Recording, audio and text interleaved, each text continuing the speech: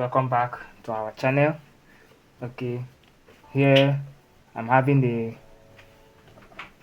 a free presser foot. Like as you can see, it's not holding tight on the fabric, and with it like this, if you are sewing, it can barely move, you understand? So it's just a simple thing. What you do is just get over here, this knot right here, now tighten it. Make sure you tighten it well, because the tighter this thing is,